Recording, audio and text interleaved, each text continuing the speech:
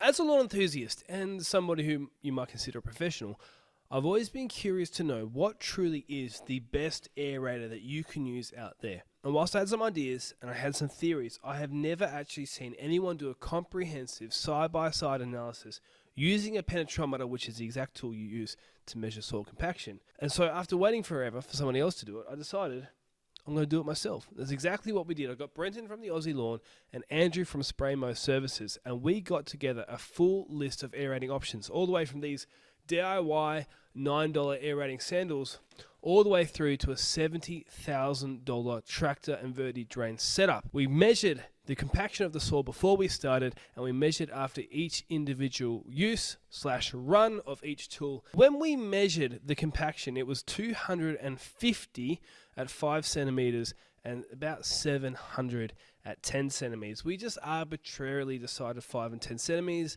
You could go deeper, but some of these, like these guys, are not even getting anywhere near that close. So it didn't seem like much of a point of going that deep. Anyways, 250 and 700, they are the targets to hit. Let's get into the actual tools. Now, first up, we got into the aerator sandals. These are $9, and you can say that straight away they worked fantastically out of the box. It's come off already. Now, I did have some doubts about them, I'll be honest. I've always been suspicious of them. I've always written them off. But here, we have the chance to actually know for sure, do they actually work? Here are the exact results. Well, about 200 in that spot, 250. Still about 700. Not really any noticeable difference between before and after and that. A little bit of difference, a little bit less. Maybe that's the shoes. Maybe it's just the spot that I picked though. Next up, we had the humble garden fork. And whilst people have kind of written this off, this used to be like the stock standard thing that gardeners would recommend back in the day before these kind of custom tools got popular. And I wonder if because it's kind of old school, it's been rated off, because this is fascinating. So if I push down, whoa, way less. 120 to 5, about 500 to 10. That's a big difference. Now, after that, we got this Trojan aerator spike thing. They're like $30. And I also kind of wrote this one off, if I'm being honest, because it's really just a garden fork, just shorter. I don't really see what it's going to do, but maybe I'll get proven wrong. Yeah, around what, 220? And then going down to 10, what are we getting? Over 700. So that makes sense, really. A tiny bit of benefit from the top 5 centimeters, but because the tines are so short, it's making no difference any deeper down. Now, the next thing is this Cyclone was supposed to be a core aerator, supposed to remove cores. I had high hopes for this. Then I read some reviews, and you can see that it's not really that easy to use. So how do you find, it seems like that's a lot harder to push in than the fork. Clicked over a bit over 200, and then going down to 10, about 550. So much better than most, but still not beating that garden fork. Now, next up, we had the Bluebird aerator. If you've ever rented an aerator from a hire shop, this is probably the one that you used. I've always hated them. They're hard to use. I was suspicious of them because the hole depth is not that great. And I finally got an opportunity to test out to see how they actually stack up. And this is exactly what the results are. So we go in between the two holes there. Yep. It's 5 centimeters, we've got 350.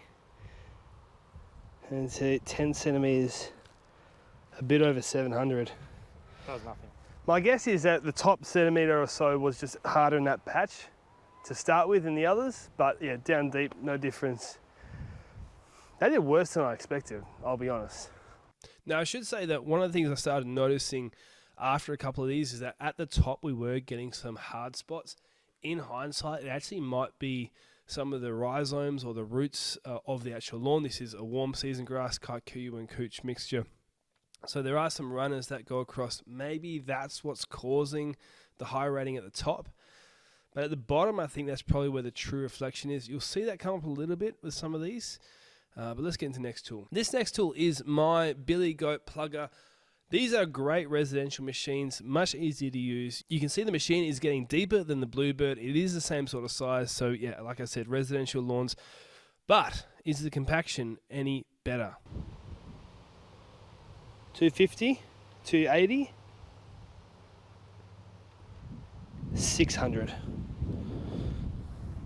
That's fascinating because I'm finding that you can clearly see a massive difference, but actually it seems that the lift from the fork, that little swivel action that lifts the soil up, is actually having the most benefit deep down compared to anything else.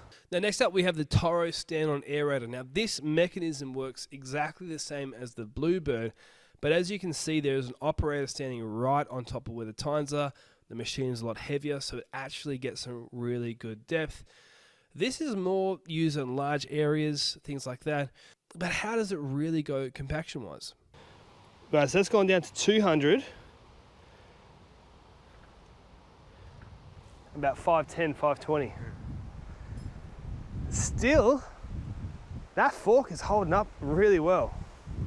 I mean, you'll never be able to get an oval done with it, but I tell you what, I'm really impressed. Next up, we have a Groundsman. This is a more rare machine. This is kind of getting into the golf course, specialized sports turf machines. You can see there is a huge jump in power. How much soil that's actually pulling out. Let's check on the decompaction results though. Yeah, about 300 and about 500.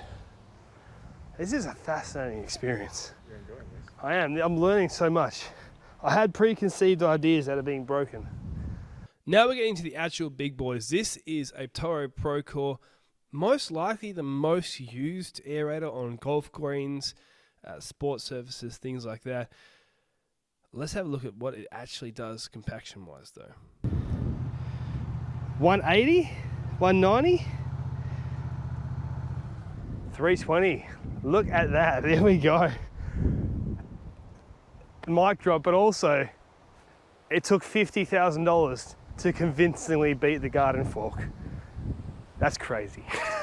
Now, it's at this point, as we were frothing over the results of the garden fork, that Andrew pointed something out about the next tool, which is actually quite fascinating. So what Andrew's just explained to me is the concept behind these is not just that it goes up and down, but when it gets to the bottom, there's about a 10-degree kick. So it's exactly the same as what we were doing with the garden fork, putting it in, basically giving it a little wiggle, and it's come out again incredibly fast, a lot more force than even Brenton can achieve. Now, it doesn't show up on camera, but you can actually see a little bit of the soil moving under the force of that kick. It's not super obvious, but I could see it with my bare eyes as I was watching. Very interesting. Here are the results. 180 to 5 and just cracking 300 for 10. There you go. So if you've got spare $70,000, that's probably your best bet. So there you have it. I've got the results on the screen. I am shocked. I did not expect that this humble garden fork for $15 was going to outcompete just about everything and hold its own ground until you started spending $50,000 or more. I will say though that realistically, how much are you going to get done with this by hand? And if you did hire one of those other machines that was doing all right, you could probably go over the area 3, 4, 5, 6 times in the same time you could do this in. And by then, maybe you actually have gotten insane results on the decompaction front. But all in all, dollar for dollar, the clear winner of this. Now, you may have some criticisms. I actually want to hear them below. We were not exactly planning this to be a full scientific idea. If you have some ways that we could have done it better, type them in the comments below. Now, you also know this is called the Australian Lawn and Garden Podcast. That's the channel name. And this clearly is not a podcast. So if you do like podcasts, you can have a listen. And if you like this type of content and you want to see more of it, well, give me some suggestions because maybe we might start doing some more. Anyways, thanks for supporting. Thanks for watching. I hope you found it helpful. I'll see you in the next video.